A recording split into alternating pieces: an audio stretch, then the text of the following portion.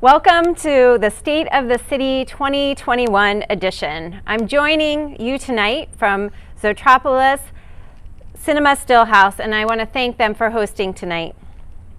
I also want to thank my executive leadership team who's with being here this evening and supporting me in all that I do. It sure has been a year like no other. And though we flipped the calendar to 2021 with high hopes for a better and brighter year ahead, it hasn't exactly gone well.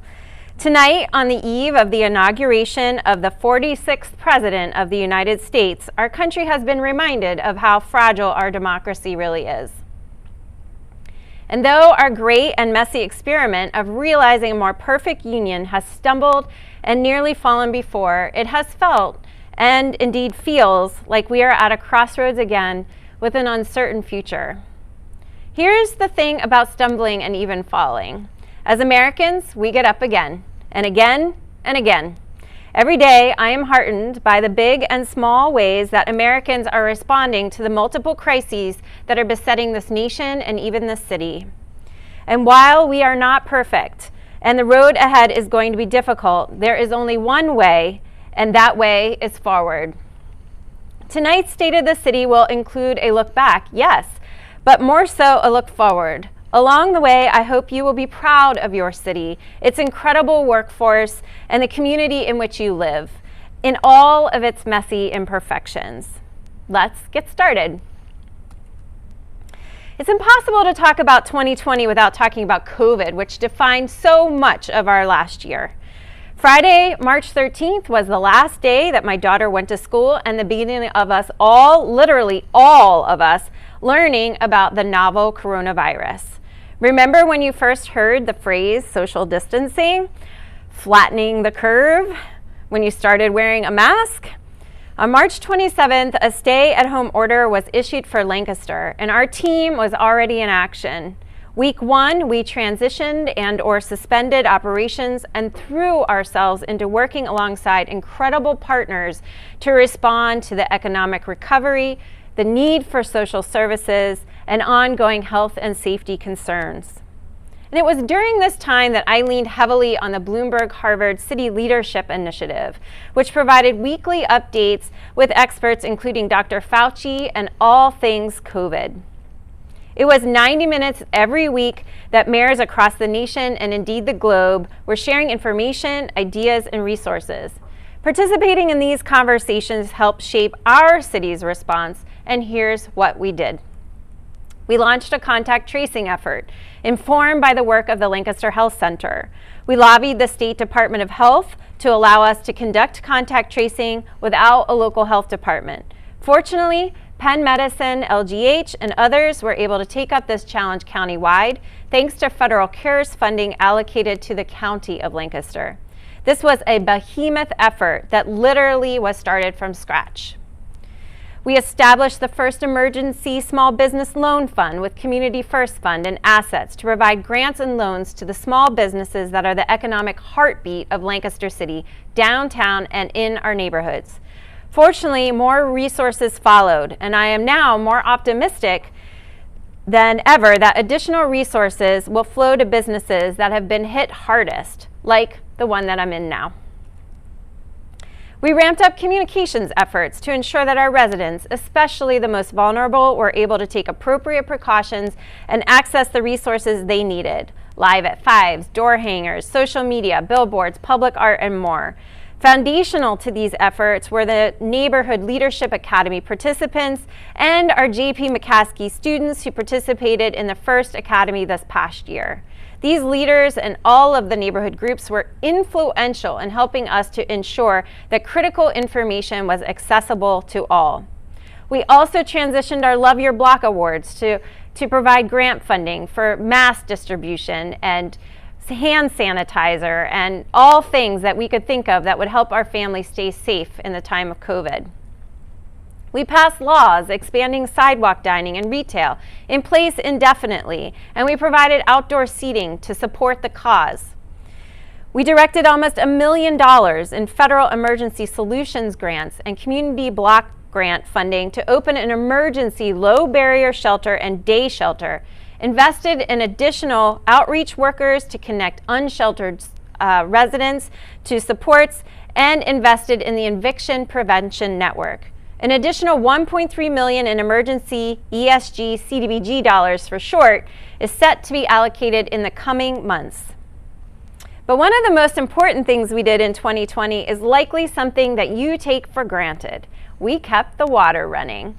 This graph shows the significant increase in residential water usage as well as the decline in commercial use as compared to 2019.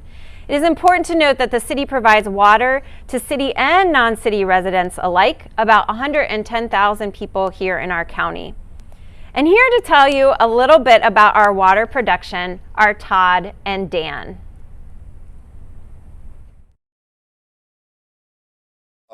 Hi, I'm Todd Neiss, Susquehannah Water Treatment Plant Supervisor. What basically happens here is we draw water from our low service, which is about 3 or 4 miles from here, and it pumps up to the building. And it gets a little bit of treatment before it goes through the plant, runs through the membranes, and gets treated and filtered. And then it goes over here to our clear well, and then it gets pumped out to low service to Oyster Point from here. From Oyster Point, it gravity feeds into the city, and then the rest of the rest of everybody gets the water. That's real layman's terms on how it all works. It's a lot more specific to that, and there's a lot to it. My name is Danene Sorace. I'm the maintenance supervisor here at the Susquehannah Water Treatment Plant. COVID impacted us as far as personnel. It didn't impact us as far as the quality of water. We still maintained our high standard of water. It affected us as far as our personnel goes, essential and non-essential workers. So we were rotating every couple weeks or so, and we had to make sure that we maintained the quality of water. So the other guys, it's all we have a hell of a maintenance staff and a water production staff. So they picked up where we were lacking there as far as manpower goes. What inspires me to do this job here is, well, I take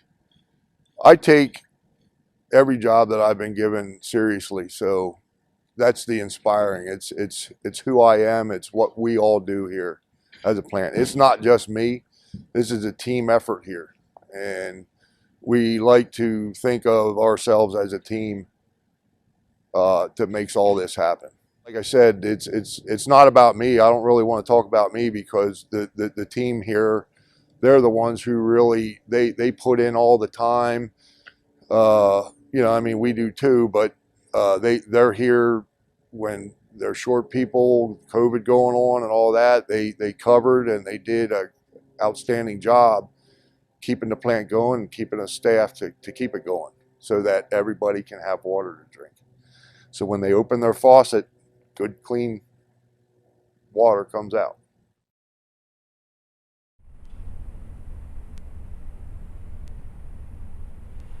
I want to thank the entire City of Lancaster team for persevering in the midst of so much uncertainty and tumult.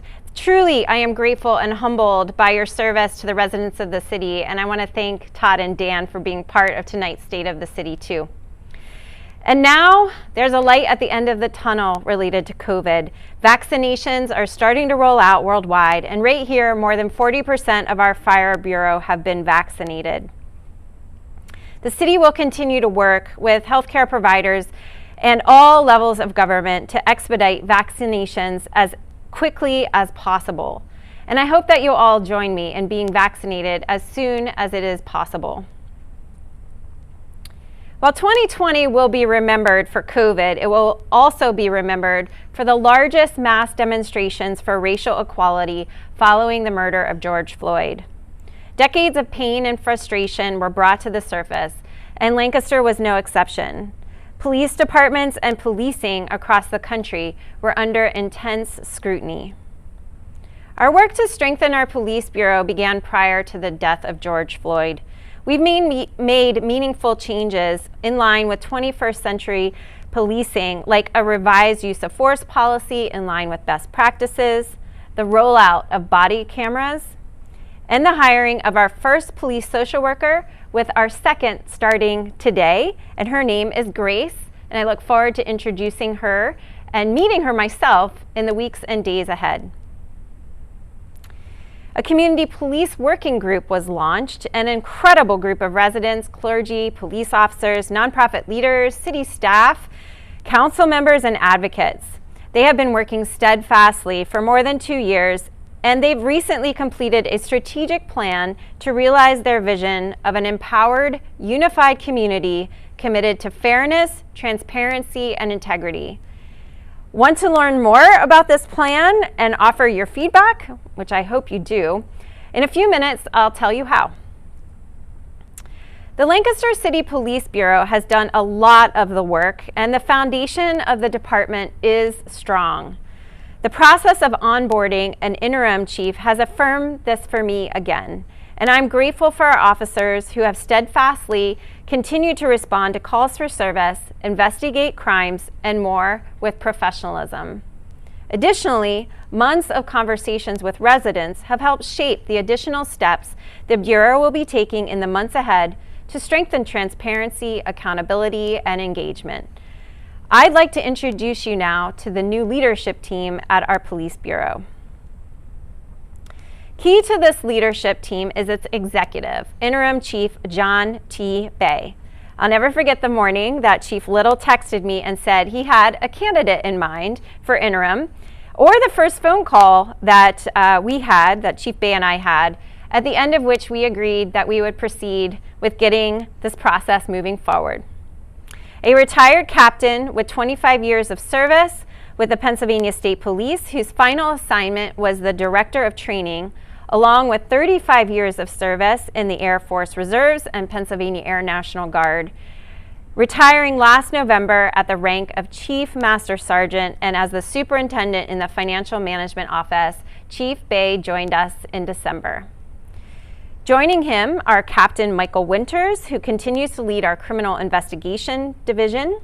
He has served in this role for 5 years, leading a team of 25 detectives investigating everything from homicides, sexual assaults, and theft. Acting Captain Kevin Fry is the new administrative captain who will be spearheading our efforts to become a credentialed police department, ensuring our policies meet evolving best practices. He has served the City of Lancaster for 21 years. And last but not least is Acting Captain Richard Mendez, who will oversee the Patrol Division, the largest function in the Bureau with the most contact with our residents. In a few weeks, Captains Fry and Mendez will be officially installed as captains, and they can drop the acting part of their title. Here's Acting Captain Mendez for now, talking about his commitment to the Bureau and focus on accountability and engagement. Mendez.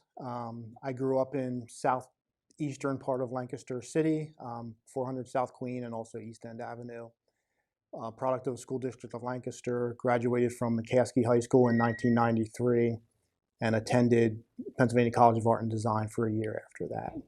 So I've been with the Bureau for just over 20 years, and really for me with Lancaster City, just being from here, I still currently live in the city. So this is my home, Lancaster City. Like I said, I grew up in the southeastern quadrant and still live here. It was the right fit. I wanted to do law enforcement. I wanted to serve this community. The thing I'd like to see with the department is more accountability from leadership, and we need to start holding our people accountable, and it starts at the top. And we need to get back to that where we're accountable to each other, to the community. They deserve their police to be accountable. They deserve us to be treating them with respect, doing the things that we're getting paid to do. I think what I'm most proud of is I believe we have a very professional department. I believe we do a lot of community outreach with Police Athletic League, with our school resource officers, with Coffee with the Cop, Painting with Police. We do a lot of that. So that's probably where I'm the most proud of is the professionalism and the community engagement that we've done. And as far as where I'd like it to go and what I'd like to see done, I want more community engagement. I want to get back to having officers out of their cars and meeting people, like going into, I talk a lot about how when I was working in the Southeast on bike, we would go into the corner stores and buy a drink at the corner stores, Cunningham's on South. Like we would do that, and I feel like we've gotten a little bit away from that, and I'd like to get back to that. You don't get these connections just sitting in your car. Like you got to get out and you got to talk to these people. Occasionally I'll run into somebody and they'll be like, hey, you know, K9 Officer Mendez, and they remember you. I haven't been K9 in 15 years, and you get out, you interact with the community, you treat them well, you do the things that are expected to you. To gain that trust back on both sides isn't going to happen overnight. We can't just start doing, you know, have a painting with police or a coffee with a cop, and then the community is going to feel like it's over time. So it's an easy fix. It's just not a quick fix. You can't just say something or do it once or twice and like it needs to be sustained over a period of time. And I'm excited about the future. I'm excited about where the Bureau is going. I know we have a total leadership change, and it's, for me, being a part of that and being able to, you know, some of the stuff that I want to see done and I know the community wants done, just to be a part of that is exciting to me, and I'm looking forward to it.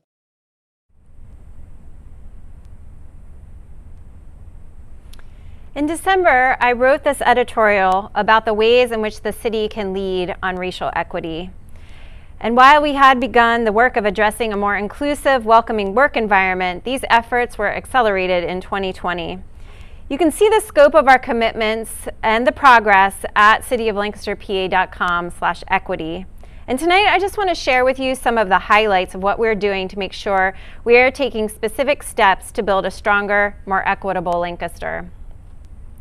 One of the ways we can do this is by simply making sure we can communicate with all of our residents, whether they speak Spanish, Swahili, Arabic, or French. And so our language access plan has become really critical to all of our operations across the city. We've also gotten help to move this work forward. We are learning about what other cities are doing through our membership with the Government Alliance on Race and Equity. And we've contracted with McLean & Company, an HR research and advisory firm providing research, tools, diagnostic, and advisory services to help our city team lead an effort to build an inclusive culture with a strong focus on diversity, equity, and inclusion, training and management fundamentals, and continuing to refine our recruitment, hiring, and engagement processes to ensure that we have a workforce that reflects the diversity of our city. We've also been supported in these efforts by community partners, including the NAACP, FNM, YWCA, and business leaders who, just like us, are trying to figure this out and to do better. Building an inclusive culture is about ensuring that all team members feel that they belong and are adding value. All team members. It is really that simple. Coming to work and feeling like you matter and your work matters. As a government entity, it's also about ensuring that we reflect our community and are meeting their needs. After all, if we can create a more inclusive, equitable culture at City Hall, then we're going to create a more inclusive, equitable community. I'd like you to hear now directly from Sharon Spann and Chief Scott Little, who've been part of this work, about why it is important and what excites them about it. My name is Sharon Spann, and I'm the Leadership Development and Diversity Manager for the City of Lancaster. Hi, I'm Scott Little, Fire Chief here in the City of Lancaster. So Sharon, I guess my question for you, coming as a human resources professional here for the City of Lancaster, why do you think investing in DEI matters to the city residents and our stakeholders? Diversity, equity, and inclusion as a program, as a journey, focuses us on acknowledging who works for the City of Lancaster, acknowledging that each individual that's here brings with them backgrounds, experiences, knowledge, hopes, and desires. When we acknowledge that for our employees, they in turn, when they're interacting with our residents and our stakeholders, can also model that behavior for our residents. It's important for our residents to feel like when they come and speak to us, for whatever the reason, whether they're coming for a permit or whether they're going to apply for a job. They need to feel like the person they're interacting with understands them, respects them, will treat them with integrity. So Chief, can you talk a little bit about how diversity, equity, and inclusion has guided your recruitment and hiring process? Sure. So part of our recruitment that we do is we have a strong initiative and from the mayor, the one good job. We really have a great city and a great resident core that we need to be drawing from. We're doing everything we can. We give extra points for city residents for the test. We give extra points if you're bilingual. Because if you live here, you work here, we believe we make our city that much better, right? We are a welcoming city. We are a melting pot, right? We have a lot of refugees. We have a lot of really good, diverse people in our community, and we want them to join our fire force. Why are you excited about the DEI work the city is engaging in? How do you think it will impact the work of the city? So I think what we really have brought here with our DEI initiatives is really taking all of our city staff, our 550 employees, and really having them share to us, what is your why? What is your purpose? What is your experience? What's your background? And really that has now really empowered so many people in the city of Lancaster as an employee to really start looking at things differently. I get excited about diversity, equity, and inclusion when I think about the individual employees, when I think that we are acknowledging who each of us is as a person when we come to work. We bring with us our experiences, our backgrounds, and in turn, we use that which we are to help our residents. And so I look forward to continuing to talk about diversity, equity, and inclusion, because it's when employees feel included that they offer their best selves to our community.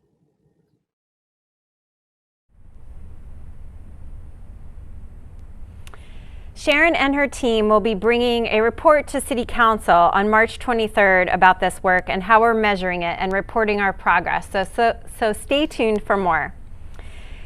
And now, what would a conversation be about 2020 without talking about budgets? People often forget that the core mandated work of the city is about public safety and public works. It's where the bulk of our resources are spent. 62% goes to police and fire, and 11% to public works. For every dollar, 73 cents goes to these two areas.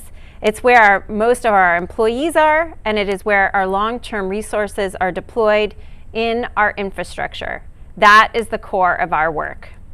The remaining 27 cents is split up among administrative services, community planning and economic development, debt service, and the executive, legislative, and engagement. This is how it looks all together with a comparison to 2020. Just under a 3% increase in expenditures between the 2020 and 2021 adopted budget. And this is our projected fund balance. Not so good. The city was only ever one crisis away from this scenario, and COVID is it. The combination of COVID and a structural deficit that means that we will have big decisions to make. Do we raise property taxes again? Do we cut services? Do we do both? By how much? And though I'm cautiously optimistic that we may get some help from the federal government, it will only provide short-term relief. The structural deficit remains, and the solution requires action in Harrisburg. COVID also tested our ability to engage in residents and for us to even gather here today to celebrate the state of the city. Fortunately, we've had a strong foundation in our Office of Neighborhood Engagement that was really essential to our response to COVID, and some of which I had mentioned earlier. I want to highlight a new platform that's going to help us connect in the weeks and months ahead on key projects that I know you are going to want to learn more about. So first, let's just start with utilizing the technology that we have right now, which is lancasterblockbyblock.com. You can check out our website for updates to the city's strategic plan. And the new part, which is engage.cityoflancasterpa.com, to learn about the active public projects in the city and to share your thoughts and opinions to inform the direction of the work. And here's the Community Police Working Group strategic plan, where you can offer your feedback. I hope you will all sign up to be part of the Engage Lancaster, and you will get updates about new projects as they come online. So tonight we just talked about a glimpse of the priorities for the city, and there are many more. If you're watching this, you're likely already on the city's YouTube channel or visiting Lancaster Block by Block, or even Engage Lancaster. You can find information about all of the ways to get involved by just visiting our social media pages. We take pride in being the most transparent and accessible unit of government here in Lancaster, and we want you to participate. And speaking of engagement, one important marker of engagement is participating in elections. Last year, I reported that the city had consistently lower voting rates than Lancaster County or the state as a whole. This year, I'm really pleased to report that voter engagement increased by more than 37% in 2020 compared to the 2016 general election, and more than 2,500 new voters registered in Lancaster City since my last State of the City address, an 8.8% increase. This is thanks in part to many, many efforts and the volunteers most especially associated with Lancaster Votes. And the other part that we are looking forward to hearing more about that will reflect the engagement efforts that we undertook in 2019 is the census. And so we hope those results will be coming in March, and we'll look forward to reporting them to you. Engagement is really a two-way street, and every single neighbor who decided to engage with the city deserves recognition for their commitments to build a stronger and more equitable city. There are so many neighbors who inspire me to do this job, dozens of which who have participated in the Neighborhood Leadership Academy. These are the residents focused on their neighborhoods and how to make them better. They work together to move projects forward. They get advice from one another. They engage with city government to help us do our jobs better. Residents move this city forward. And so do our organizational partners. In 2020, so many partners invested in Lancaster. And even if we can't be in person, this is a reminder about the state of our city and the strength of the neighbors and our partner organizations who are invested in the city's success. And I am truly grateful for all of your contributions. So yesterday we celebrated the birthday of Reverend Dr. Martin Luther King. And every year I'm reminded that Dr. King wasn't so revered when he was alive. He was vilified as a socialist, a communist, a disruptor, an agitator. He was under investigation. He was jailed. He and those who worked with him to advance civil rights worked every angle strategically over many years to advance a more perfect union. In the letter from the Birmingham jail, King wrote that we are caught in an inescapable network of mutuality, tied in a single garment of destiny. Whatever affects one directly affects us all indirectly. I can never be what I ought to be until you are what you ought to be. And you can never be what you ought to be until I am all that I ought to be. Certainly in the midst of COVID, we have witnessed this kind of an inescapable network through the lens of a virus. But as COVID recedes from our daily lives over the course of the next year, and I believe it will recede, I hope we don't lose our sense of that inescapable network, our shared commitment to each other's well-being, to creating what King referred to as a beloved community. Perhaps it's overly optimistic to think that we can find a different way here in Lancaster. Too simple or trite to ask you to find at least one new way of engaging with your neighbors or with your city in a way that helps us to collectively attain our fullest potential. We often talk about Lancaster as a laboratory city, small enough to make real change and big enough to matter. In a city where we share walls, sidewalks, streets, and parks, and are closer together physically than most places in the country, we can be a big part of demonstrating the way forward as a community and as a county. Thank you, Lancaster. I look forward to continuing the work ahead and to see what we can become together in 2021.